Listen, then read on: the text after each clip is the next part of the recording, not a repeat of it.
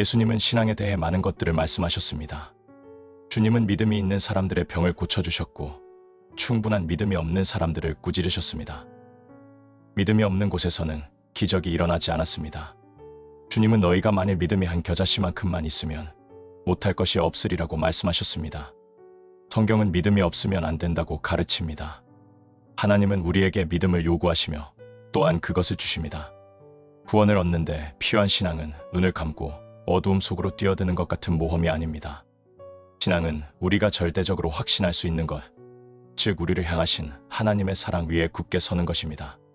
그리스도인의 삶을 시작하려면 신앙이 필요합니다. 우리는 믿음으로 하나님께 나아갑니다.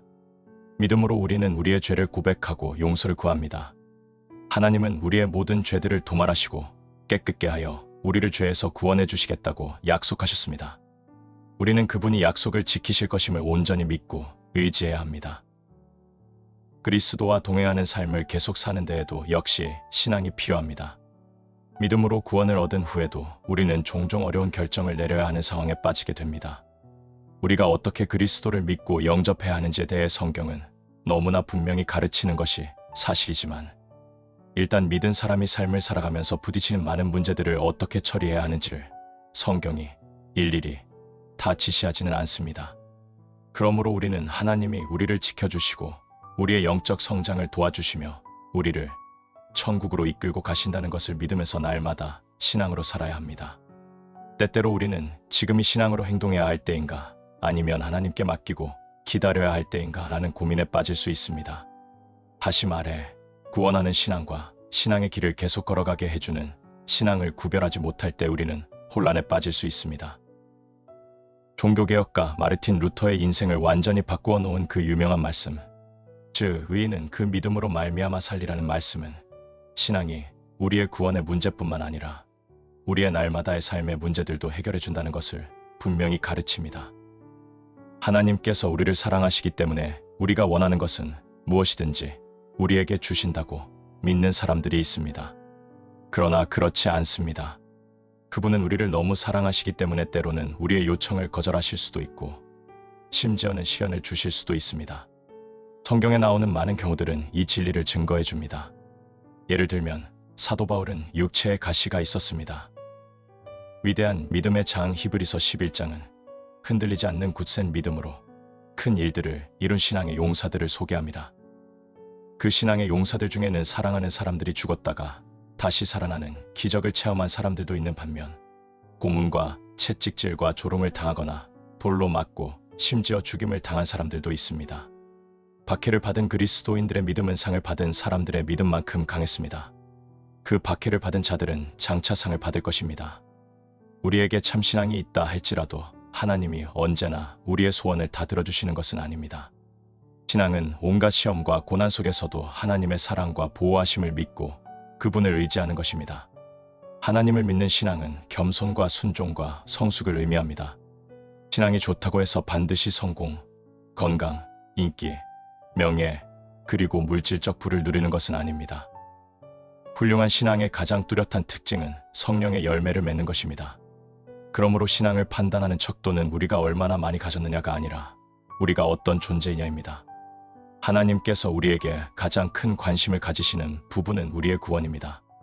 즉, 그분은 우리가 깨끗해져서 천국에 무사히 들어가는 것에 최고의 관심을 갖고 계십니다. 주님은 그 목적을 이루는데 가장 좋은 길을 찾아 우리를 인도하십니다. 참신앙은 세상과 사탄이 어떻게 하든 나는 하나님을 믿는다.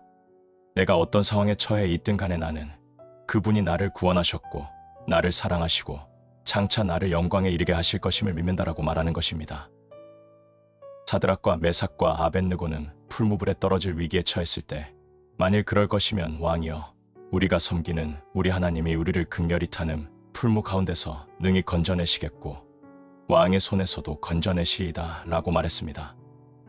이렇게 말한 다음 그들은 곧 그러나 하나님께서 그리 아니하실지라도 왕이여 우리가 왕의 신들을 섬기지도 아니하고 왕의 세우신 금 신상에게 절하지도 아니할 줄을 아옵소서라고 말했습니다. 이 세 사람은 그들을 구할 능력이 하나님께 있다는 것을 절대적으로 믿으면서도 일의 결과를 철저히 그분의 손에 맡겨두었습니다. 왜냐하면 그들은 어떤 결과든 간에 결국 하나님의 영광을 드러내고 그들에게 유익이 될 것이라고 믿었기 때문입니다. 고난에서 건진받는 것보다 오히려 고난을 받아들이는 것이 참신앙일 수 있습니다. 성숙한 신앙인은 고난에 맞서면서도 하나님을 의지하여 힘을 얻습니다. 그는 하나님, 저의 계획, 저의 미래, 저의 사역, 그리고 저의 일을 모두 하나님의 손에 맡겨드립니다. 그것들을 취하사 하나님의 영광과 저의 이웃의 유익과 저의 성숙을 위하여 사용하시옵소서라고 기도합니다. 그는 단지 하나님의 복이 자기의 계획 위에 임하기를 기도하는 데 머물지 않습니다. 그는 하나님께서 그분의 기쁘신 뜻대로 그의 계획을 사용하시기를 원합니다. 조니 에릭슨 타다는 이런 신앙의 소유자였습니다. 그녀는 다이빙 사고로 목을 제외한 전신마비 상태가 되었습니다. 하지만 그녀는 그 후에 더욱더 신앙적으로 성숙해졌습니다. 그러나 강한 믿음의 소유자임에도 불구하고 그녀는 여전히 완쾌되지 않은 채 살아가고 있습니다.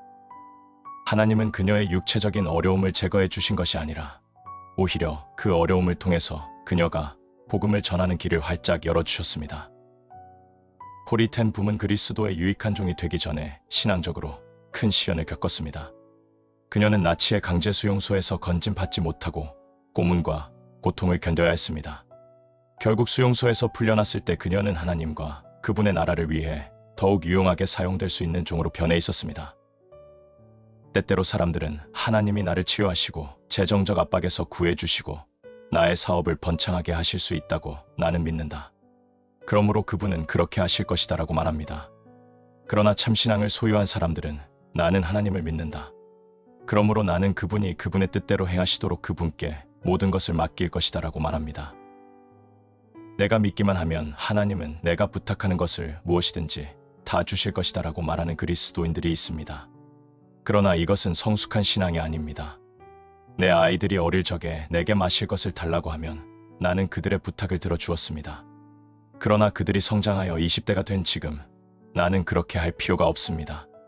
하나님은 우리가 성장하기를 원하신다고 나는 믿습니다. 신앙이 어릴 때에는 우리가 하나님께 주십시오라고 계속 부탁하는 단계를 거칠 수는 있습니다. 그러나 늘 그 단계에 머물러서는 안 됩니다. 하나님은 우리가 이 단계를 지나 계속 성장하기를 원하시고 또한 그렇게 되도록 도우십니다.